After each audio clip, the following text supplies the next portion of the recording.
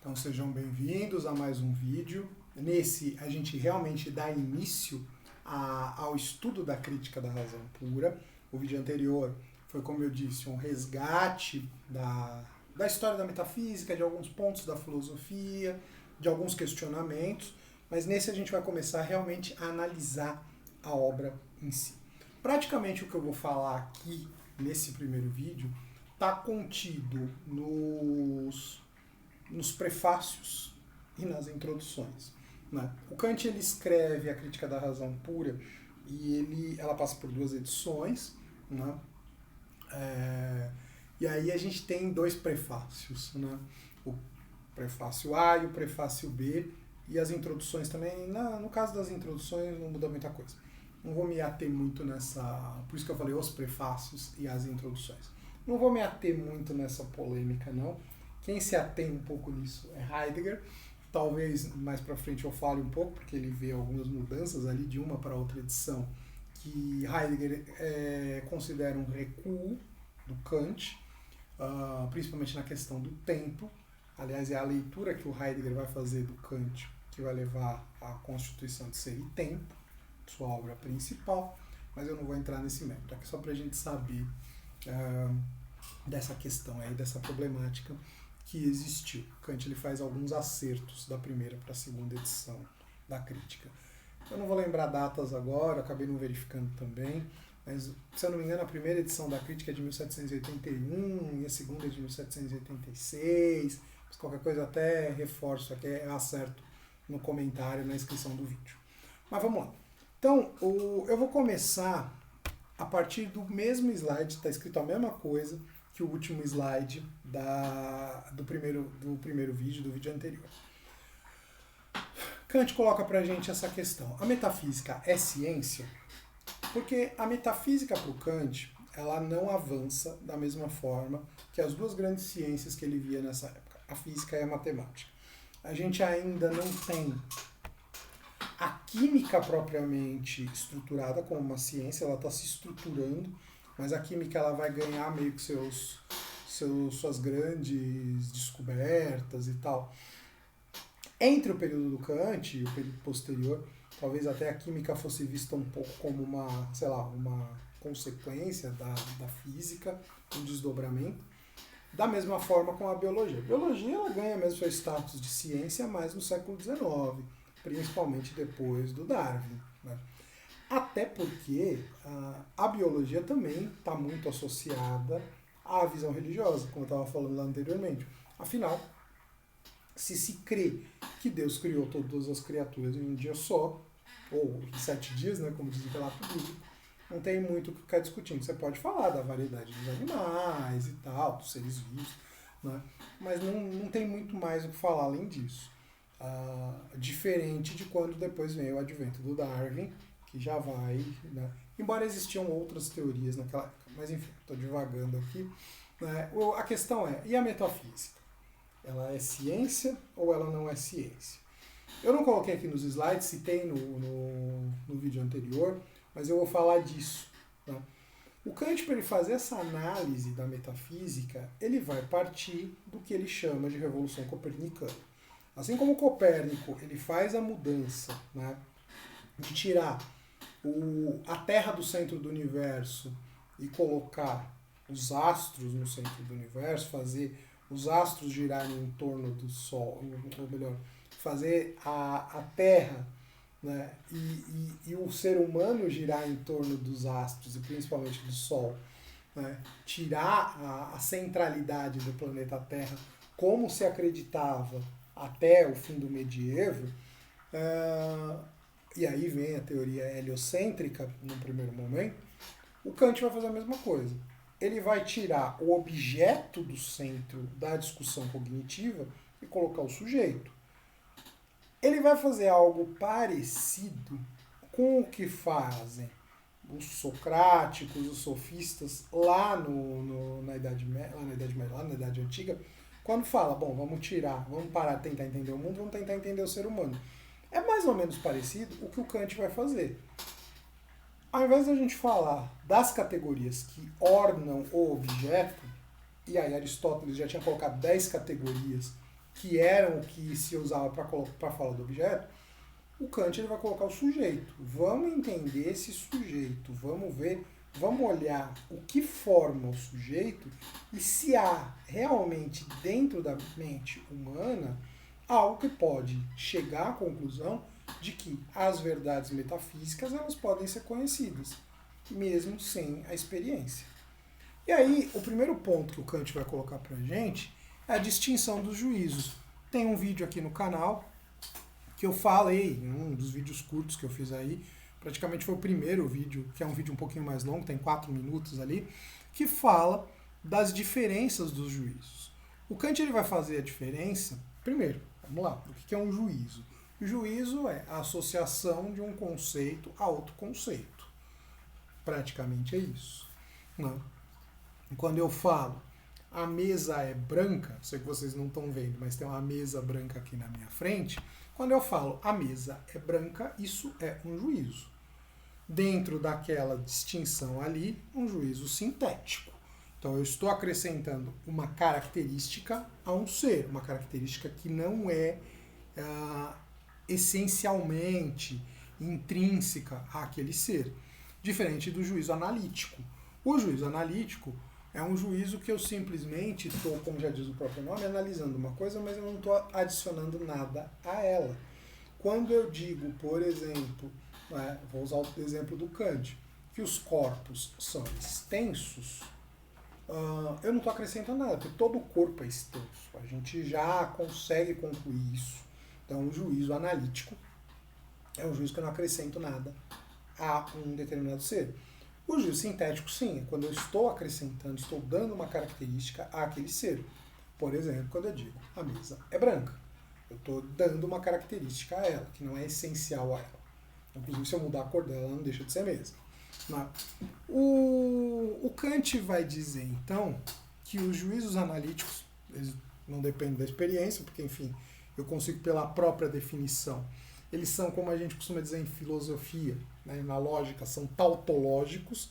Eu estou dizendo A igual a A, naquela estruturazinha da lógica. Agora, os juízos sintéticos, eles podem ser de dois tipos. Então, todo juízo analítico ele é a priori, ele não depende da experiência. O juízo sintético, ele pode ser a priori ou não. Né? Os juízos a priori, o juízo a mesa é branca, ele é um juízo a posteriori, ele depende da experiência para poder chegar nisso. Agora, o Kant diz que existem juízos sintéticos a priori, são os juízos matemáticos. Isso tem muita ligação com a ideia do que a gente estava dizendo anteriormente, no vídeo anterior, de que a matemática é uma ciência abstrata. Porque quando eu trabalho com os conceitos da geometria, eu não faço experiência para chegar neles. Na verdade, eu concluo em cima da própria definição do ser. Se eu falar que o triângulo, né, a soma dos ângulos do triângulo, é um exemplo que o próprio Kant dá, dá lá 180 graus, isso não é a experiência que me leva a isso. Isso, na verdade, é uma análise, é um juízo sintético a priori. Eu consigo chegar nele sem necessidade da experiência. A comprovação na conta, né, quando eu vou lá fazer a conta, vou medir os ângulos, isso na verdade só estou comprovando uma verdade que já é existente. Então a matemática ela trabalha com conceitos sintéticos a priori. A metafísica, supostamente, ela também trabalha com juízos sintéticos a priori. Juízos que eu não preciso da experiência para chegar neles. A grande diferença entre a metafísica e a matemática é que a matemática eu consigo comprovar as ideias a priori. Na metafísica, não, porque elas escapam da nossa capacidade cognitiva. Então, aqui, juízos sintéticos a priori eles podem existir, na matemática eles existem, na metafísica supõe-se que sim. A metafísica trabalharia com esses juízos sintéticos a priori. Só que o Kant vai mostrar que não. Bom, conceitos metafísicos. Eu pus alguns aqui que na verdade foram os mesmos que eu citei lá no vídeo anterior. Deus, alma, imortalidade, liberdade, talvez sejam os principais aí. Até porque Liberdade está lidando muito com a nossa interioridade, né? Somos ou não livres? Existe uma natureza humana que já determina, ou uma natureza dos seres que já determinam que eles sejam assim ou não? Ou existe uma liberdade? Nós somos livres, realmente. Imortalidade, que está muito ligada à ideia da alma, né? Nós somos seres imortais, nós temos uma alma imortal ou não? A partir do momento que a gente morre, a gente deixa de existir. Deus, existe um primeiro ser que dá origem a tudo ou não? Então, esses conceitos todos, eles podem ser pensados. Eu posso realmente pensar que eu sou livre, ou pensar que eu não sou livre. Aqui vai cair numa das questões que o Kant coloca, que é a antinomia. Eu posso supor a existência da minha alma, pensar que existe um substrato além do meu corpo. Eu posso pensar na existência de um ser primeiro, mas eu não consigo comprovar. Não. São seres, são realidades que eu não consigo comprovar. Não. E que aí a mente humana ela cai numa série de contradições ou de limites, né, que é o que o Kant vai mostrar no estudo dele, na análise dele.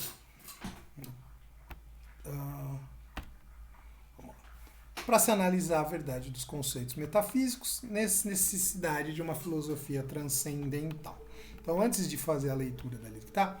O que é esse transcendental? O Kant ele vai usar de uma terminologia que existia na Idade Média, que era transcendental, que basicamente era meio que a retomada de uma outra forma dos conceitos que eram os conceitos platônicos. Então a ideia do bom, a ideia do belo eram vistos como os transcendentais. Então são ideias que existem em si, no caso da Idade Média, na mente de Deus. Kant ele vai retomar essa ideia do transcendental, mas de uma outra forma. O que é o transcendental no pensamento kantiano? O transcendental, o transcendente, é aquilo que não depende de nenhuma experiência. Né? É aquilo que não tem propriamente uma realidade material. Não tem uma base material, uma base empírica. Então, ele vai buscar na nossa mente tudo que é livre da experiência para poder ver, para poder confirmar se nesses elementos, nessas estruturas que são livres da experiência, se isso tem alguma base para a gente poder dizer que existem conceitos a priori na nossa mente que não dependem da experiência. Não. E se esses conceitos a priori podem nos levar a deduzir que a ideia de Deus ela está na nossa mente e não depende de nenhum tipo de experiência. Então ela é uma ideia real. A ideia de alma, a ideia de imortalidade, enfim, aquelas ideias que a gente colocou ali. Então, para o Kant, a mente ela só vai conseguir chegar nisso se esses conceitos forem realmente puros, se eles não tiverem nenhuma ligação com o mundo concreto, né? E tiverem base para isso. Então, é da análise da realidade material, da realidade empírica, que a gente consegue perceber o que é anterior a ela. Então é meio que eu vi essa definição uma vez e eu acho interessante. É meio que tentar fazer uma asepsia de tudo o que é ligado ao empírico, ao experimental, ao material. Né? É o que está simplesmente a priori na nossa mente. O criticismo kantiano, na base, é isso. É analisar o que são as estruturas da mente, as estruturas do nosso aparelho cognitivo, que nos permitem conhecer.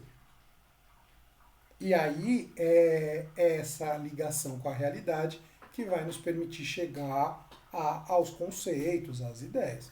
Então o Kant ele fala que praticamente existem dois pontos aí que são centrais para o nosso conhecimento.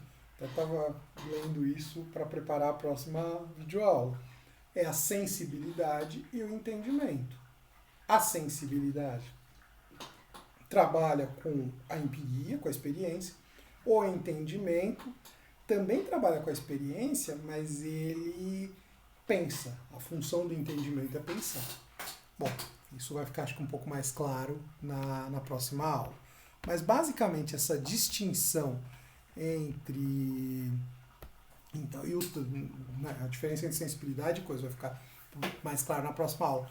Mas a diferença, aqui o que é importante entender é que a visão do que o Kant vai tentar como transcendental são olhar as condições a priori que existem na nossa estrutura cognitiva que nos permitem o conhecimento.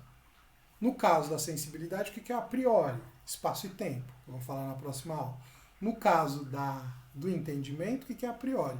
Toda a questão lá das categorias, né? Ele vai falar de uma analítica transcendental, de uma lógica transcendental, enfim. Né? Isso também a gente vai falar com calma. Mas o transcendental então aqui, análise de todas as estruturas da mente para perceber o que nela está, se existe algo independente da experiência. Tudo que existe ou existiria a priori. Então, ou seja, a nossa mente, de acordo com Kant, ela tem estruturas, tanto na sensibilidade, quanto no entendimento, quanto na razão, que nos permitem concluir, nos permitem chegar ao conhecimento. Essa estrutura, essa filosofia transcendental é a busca por entender o que são essas estruturas que não dependem da experiência, mas que já existem em nós, que são a priori e que nos permitem o conhecimento.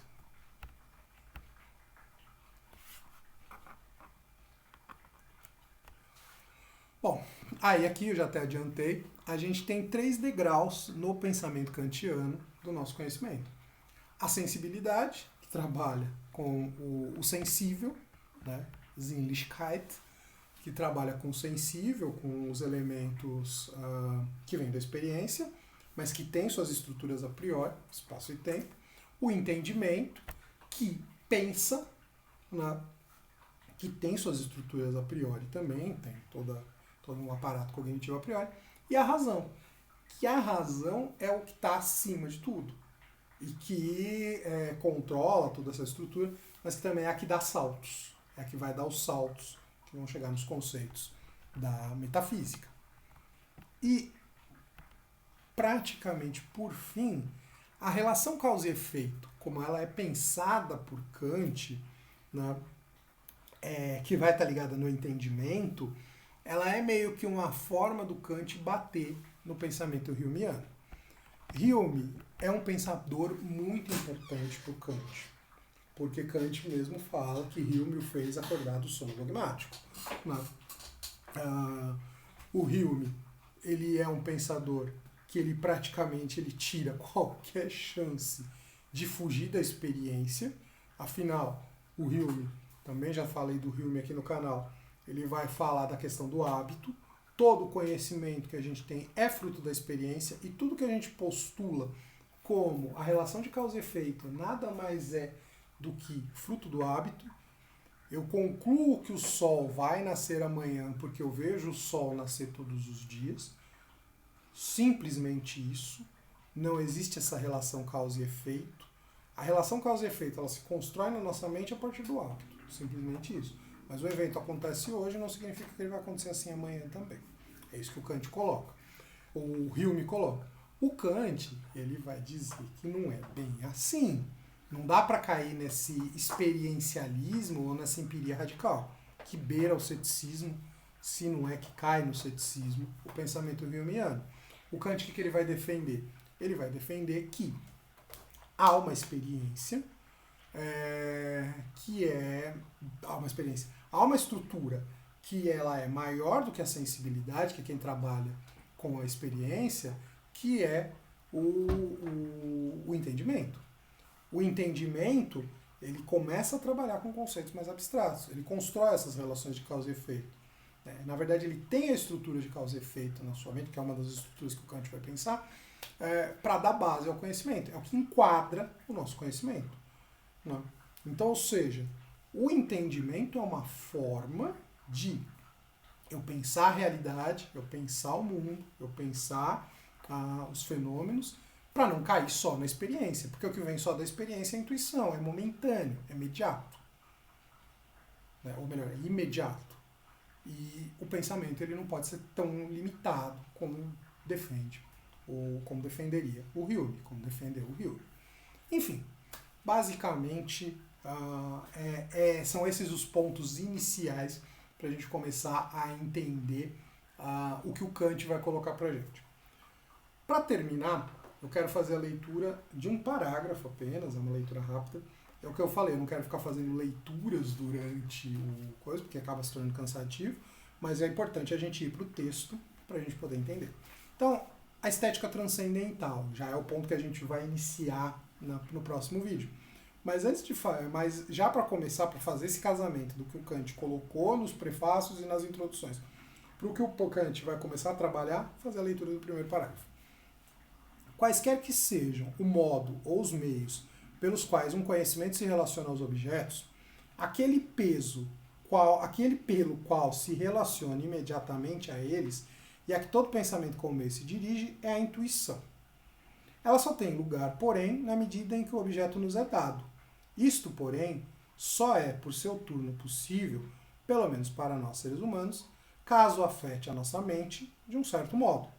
A capacidade e receptividade de receber representações através do modo como somos afetados por objetos denomina-se sensibilidade. A Sinnlichkeit é o primeiro passo do conhecimento. Os objetos nos são dados, assim, por meio da sensibilidade, e apenas ela nos fornece intuições. Eles são pensados, porém, por meio do entendimento, a Verstand, e deste surgem os conceitos. Todo pensamento, contudo, seja diretamente, seja por rodeios, precisa, afinal, por meio de certas características, referir-se à intuição.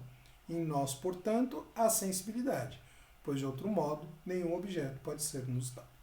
Então, ou seja, o Kant vai colocar aqui que o conhecimento ele começa pela sensibilidade. E é o entendimento que vai pensá-los. Bom, basicamente com isso eu encerro esse segundo vídeo dessa série e breve, provavelmente agora na sexta-feira, eu lanço o terceiro vídeo falando da estética transcendental.